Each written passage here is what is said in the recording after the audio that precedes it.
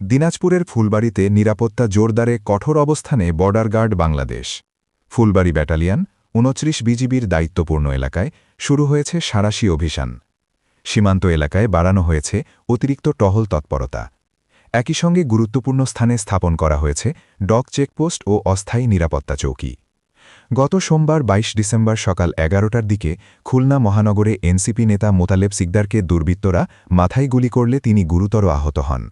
পরবর্তীতে তাকে দ্রুত খুলনা সিটি মেডিকেল কলেজ হাসপাতালে ভর্তি করা হয়। চিকিৎসকদের ভাষ্যমতে বর্তমানে তিনি আশঙ্কামুক্ত রয়েছেন। গুলিবিদ্ধ মোতালেব সিকদার এনসিপির খুলনা বিভাগীয় শ্রমিক সংগঠনের একজন সংগঠক। এই ঘটনার প্রেক্ষিতে ফুলবাড়ি ব্যাটালিয়ন ২৯ বিজিবি অধিনায়ক লেফটেন্যান্ট কর্নেল এম জাবের বিন জব্বারের দিক নির্দেশনায় সীমান্ত এলাকায় নিয়মিত টহলের পাশাপাশি অতিরিক্ত ১০টি বিশেষ টহল দল মোতায়েন করা হয়েছে।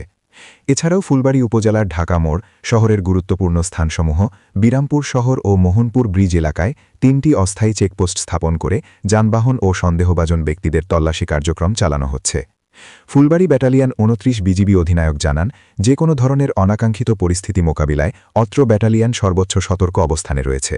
নিরাপত্তা নিশ্চিত করতে বিজিবির এই অভিযান চলমান থাকবে। মোহাম্মদ আশরাফুল ইসলাম, জনতার নিউজ, দিনাজপুর।